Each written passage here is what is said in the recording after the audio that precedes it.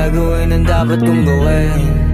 Alam ko na magagawa ko rin. Balang araw maging icon. Gusto ko kagaya ko si Idol. Mala Michael Jordan nung ma-high score.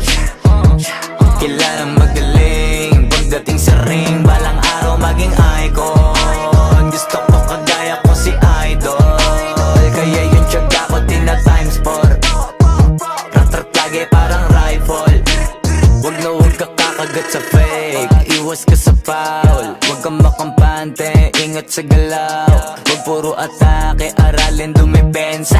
Minsan din depende yan kung paano ka pumwersa. Minsan kailangan pabay ng pasensya. Isa yan sa mga pangunahing diferensya. Pag natambakan ka na doon ka mag-apit. Pero pag nakalaman ka na nakakampante, sana kuha mo yung punto.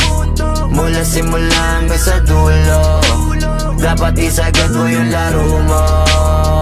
Dapat lagi nakatuto kada minuto. Balang araw maging icon. Gusto ko kagaya ko si Idol. Mala Michael Jordan nung ma-high score.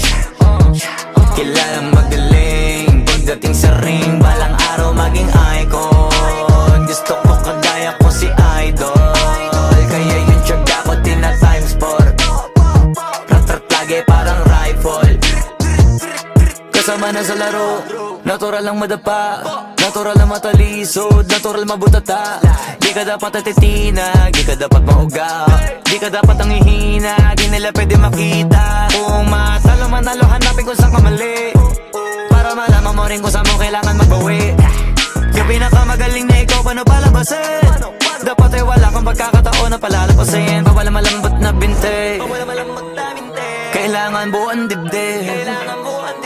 At sa sarili may believe, kasi may gustong marating. At patunayan sa marami kahit na paunti-unti na balang araw maging icon. Gusto ko kagaya ko si Idol.